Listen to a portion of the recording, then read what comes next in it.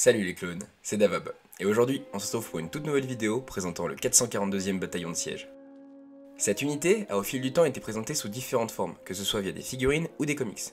Je vous présenterai donc son histoire. Bien évidemment, à la fin de la vidéo je présenterai également les figurines compatibles Lego qui ont pu sortir au fil du temps. Pour petit rappel, vous avez pu voir le 442e bataillon dans le comics Obi-Wan numéro 3.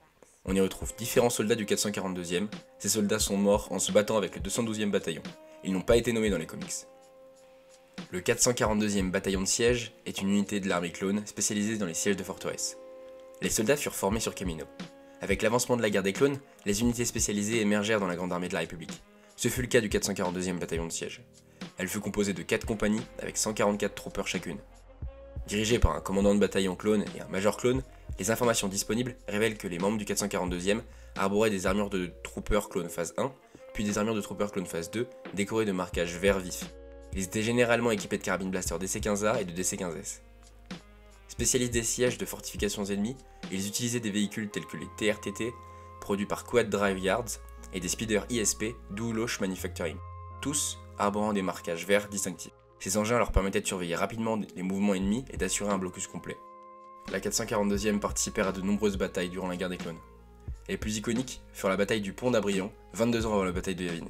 Durant ce siège, les troupes combattirent aux côtés du 212e bataillon.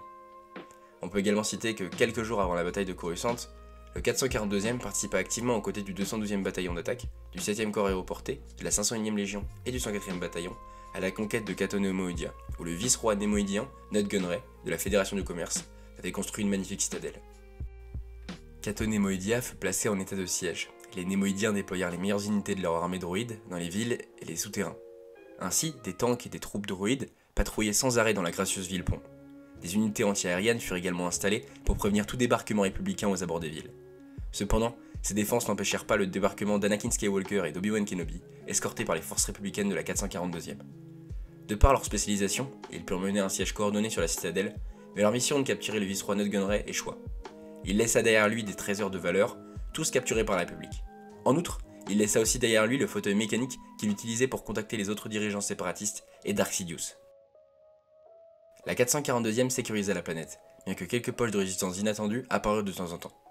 Pour contrer ces mouvements minoritaires, des patrouilles aériennes étaient souvent effectuées au-dessus des multiples villes-ponts de la planète. Le jour où l'ordre 66 fut décrété par Palpatine, le maître Plo Koon dirigeait une de ces patrouilles. Aux commandes de son Delta 7 Aether Sprite, il survolait plusieurs villes-ponts suivies d'une formation Dark 70. Le capitaine Jag, de la 104e, ouvrit le feu sur le chasseur du Keldor dès qu'il reçut l'ordre de Coruscant. Le monoplace fut grièvement touché et s'écrasa dans une des villes-ponts. Le Jedi ne survécut pas. De plus, les clones Jedi X1 et X2 combattirent dans la bataille, et X2 tua le maître Jedi Feroda dans le palais de Gunray pour avoir attaqué ses camarades en état de légitime défense, bien qu'il se retourna plus tard contre l'Empire après avoir considéré que ce que l'Empire avait fait sur Cato Nemoidia était mauvais. On ignore ce que devint la 442e après la fin de la guerre et ce qu'il avait fait auparavant. D'un point de vue des figurines, je vais vous en présenter 3 types. Le premier type de figurine de la 442e nous vient de chez Lego. En effet, en 2005, le set 7260, le catamaran Wookiee, rejoint les catalogues.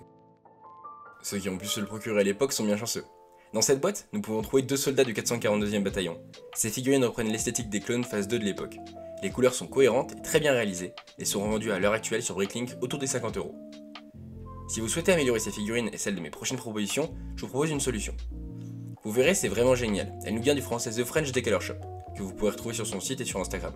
Il réalise des camas, équipements et polières bandoulières en impression 3D, leur donnant un rendu extrêmement bien réaliste et détaillé, et je dois dire que c'est assez impressionnant, et cela fait vraiment la différence. La moyenne pour ces produits est autour de 6€, ce qui n'est pas excessif, en vue de la qualité et de l'impact que cela aura sur les figurines. Je vous recommande chaleureusement de vous renseigner sur ce site, afin d'améliorer vos figurines. La deuxième solution pour bénéficier de figurines hyper détaillées et de qualité est le site ccsw.be. Ces figurines sont réalisées avec des vraies pièces Lego de qualité, ce sont des produits faits main qui reprennent le visuel et l'esthétique des figurines clones de 2020. Vous pouvez donc retrouver à l'heure actuelle un ARF et un commando du 442e, mais vous pourrez trouver très bientôt sur le site toutes les unités, que ce soit soldats classiques, Arc Trooper, Bark Trooper, officiers.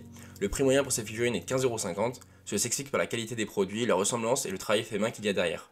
Je vous encourage vraiment à aller découvrir ce site, il y a toutes les unités connues de Star Wars et son travail est fantastique. La troisième option que je vous propose est le site joy.com. Ce site vous propose toutes les figurines vendues par les plus grandes marques compatibles Lego, les prix sont très attractifs, moins de 1€ par figurine, vous y trouverez des figurines de tous les univers, animés, séries, films, Star Wars, football, et vous pouvez bénéficier d'une promotion de 3% avec le code DAVAB.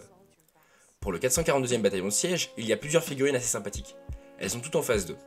Les premières viennent de la marque Xin, qui nous propose le pack X0344 et X0345, comprenant les différents clones dont le XH 1965, qui représente un soldat spécialiste de la 442e, la figurine numéro XH 1970, représentant un officier, ainsi que la figurine numéro XH 1973, qui représente un soldat classique de la 442e. Une dernière figurine est également disponible, la numéro XH 1975, mais je trouve que son design n'est pas magnifique. Je vous la présenterai peut-être un jour sur mes shorts et TikTok. Pour la figurine du soldat classique du 442e bataillon, je veux dire que cette figurine est très sympathique, on peut facilement réaliser une belle armée, elle nous vient avec un DC-15A et un magnifique bouclier anti-émeute. Pour la figurine de l'officier, j'aime beaucoup le rendu avec la visière, cela change des officiers que l'on trouve dans The Clone Wars et permet de mettre un leader à nos soldats, elle nous est livrée avec un DC-15S. Enfin, la figurine du spécialiste, je ne l'ai pas encore reçue, mais les différentes revues que j'ai pu voir m'ont l'air de présenter un super rendu. Je pense qu'il y a moyen de réaliser quelque chose de pas mal avec ces figurines. Enfin, la marque WM nous propose le pack 6036, avec la figurine WM554, présentant une réplique de la figurine de Lego. Personnellement, je ne l'ai pas, mais je ne sais pas ce que rendrait cette figurine en vrai.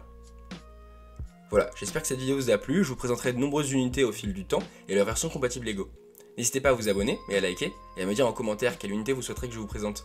Je vous souhaite à tous une très bonne journée, salut les clones.